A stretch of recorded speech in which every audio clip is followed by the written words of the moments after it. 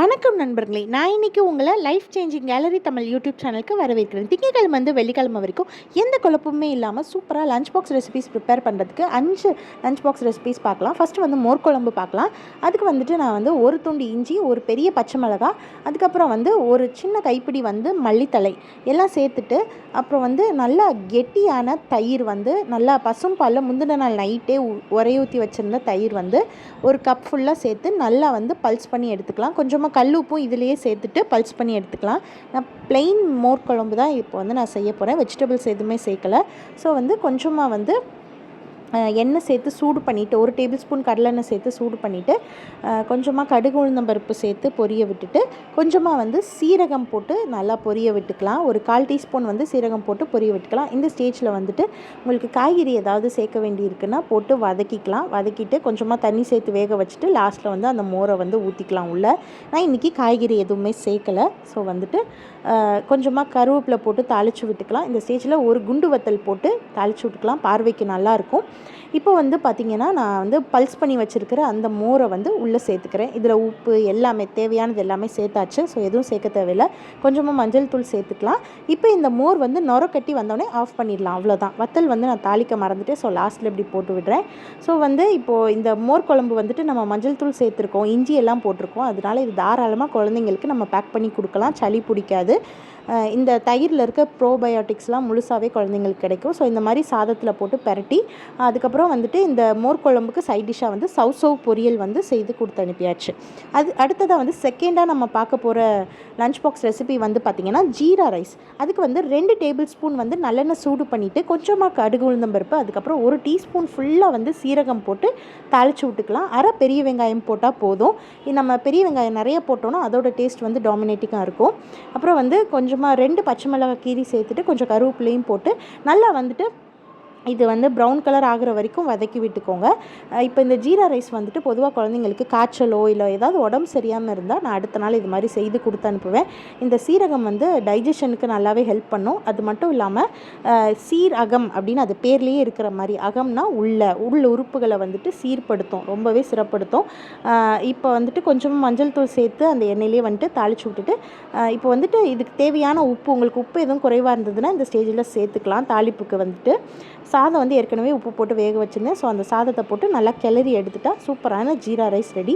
குழந்தைங்களை பொறுத்த வரைக்கும் லஞ்ச் பாக்ஸை வச்சுட்டு வந்துடுறாங்க அப்படின்னா உப்பு கரெக்டாக போட்டு சாதம் ரெடி பண்ணி கொடுத்து விடுங்க. கிளறின சாதமோ எதுவாக இருந்தாலும் உப்பு கரெக்டாக இருந்தால் குழந்தைங்க கண்டிப்பாக சாப்பிட்ருவாங்க. காரமும் குறைவாக இருக்கணும், கலர்ஃபுல்லாக இருந்தால் கண்டிப்பாக சாப்பிட்டுட்டு வந்துடுவாங்க, மிச்சம் வைக்கவே மாட்டாங்க. ஸோ இப்போது இந்த ஜீரா ரைஸை டிஃபன் பாக்ஸ்க்கு பேக் பண்ணியாச்சு. இதுக்கு சைட் டிஷ்ஷாக பாவக்காய் ஃப்ரை நான் ரெடி பண்ணியிருந்தேன். இந்த பாவக்காய் ஃப்ரையோட ரெசிபி உங்களுக்கு வேணும்னா அந்த லஞ்ச் ப்ரிப்பரேஷன் விலாகில் இருக்குது.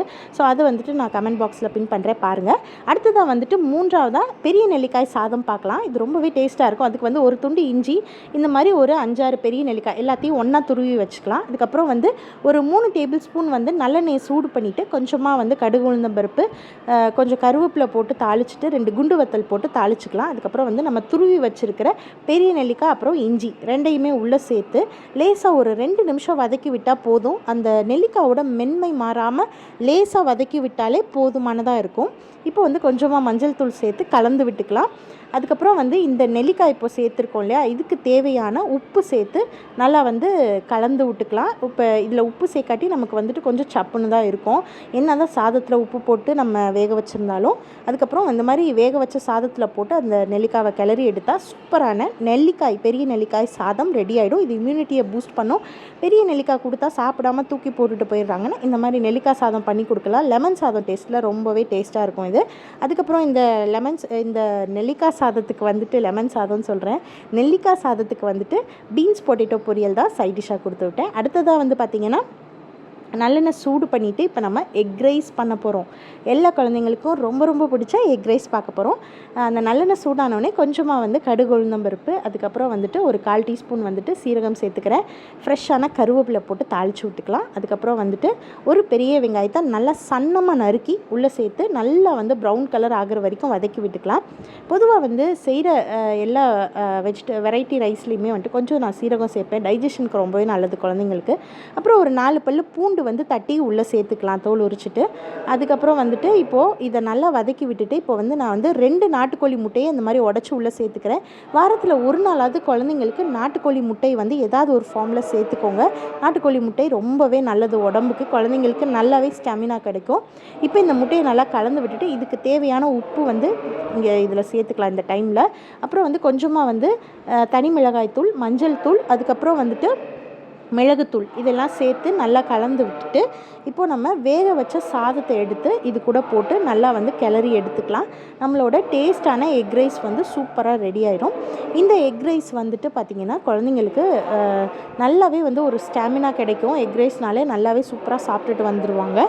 ஸோ இதுக்கு வந்து சைடிஷ்ஷாக வந்துட்டு வெண்டைக்காய் பொரியல் வந்து நான் பண்ணியிருந்தேன். ஸோ இந்த வெண்டைக்காய் பொரியலோட ரெசிபி உங்களுக்கு வேணும்னாலும் அந்த லஞ்ச் பாக்ஸ் vlog வந்துட்டு நான் ஏற்கனவே போஸ்ட் பண்ணியிருக்கேன். ஸோ அதில் அந்த ரெசிபி இருக்குது. ஸோ அதை வந்துட்டு நான் உங்களுக்கு கமெண்ட்டில் பின் பண்ணுறேன், பாருங்கள். அடுத்ததான் வந்துட்டு நம்ம பார்க்க போகிற ரெசிபி வந்து ஒரு 1 pot தக்காளி சாதம் வந்துட்டு நம்ம பார்க்கலாம். தக்காளி சாதம் வந்து பொதுவாகவே தக்காளியெல்லாம் பெருக்கி போட்டே டயர்ட் ஆகிடும். அதுவும் என்னோட சின்ன குழந்தை வந்து தக்காளி பெருக்கி போட்டே டயர்ட் ஆகிடுதுமான்னு சொல்கிறாங்க. ஸோ அதுக்கு ஏற்ற மாதிரி இன்றைக்கி சூப்பரான ஒரு தக்காளி சாதம் பண்ணியிருக்கேன். ஒரு டேபிள் ஸ்பூன் வந்து நல்லெண்ணெய் சூடு பண்ணிவிட்டு இப்போ நான் வந்து இதில் ஒரு 6 மீடியம் சைஸ் தக்காளியை இந்த மாதிரி 4 நறுக்கி உள்ளே சேர்த்துக்கிறேன். தக்காளியை பொதுவாகவே நம்ம பச்சையாக அரைச்சி வதக்கிறத விட இந்த மாதிரி அந்த தோல் எல்லாமே நல்லா பண்ணிவிட்டு நம்ம அரைச்சி செய்தோன்னா ரொம்பவே டேஸ்ட்டாக இருக்கும். தக்காளி வந்து வதங்கினதுக்கப்புறம் தான் அதில் இருக்க புளிப்பு தன்மையெல்லாம் சூப்பராக வெளிப்படும். ஸோ வந்து எப்போவுமே எந்த டிஷ் பண்ணாலும் வெங்காயம் தக்காளி நல்லா வதங்கியிருந்தால் டேஸ்ட் வந்து சூப்பராக வரும். ஸோ இப்போ வந்து இந்த தக்காளி வந்து நல்லா சுருள வதக்கி எடுங்க. இந்த எண்ணெயிலே வந்துட்டு ஒரு 8 நிமிஷம் வரைக்கும் அந்த தோல் சுருண்டு சாறு பிரிஞ்சு வர அளவுக்கு வதக்கணும்.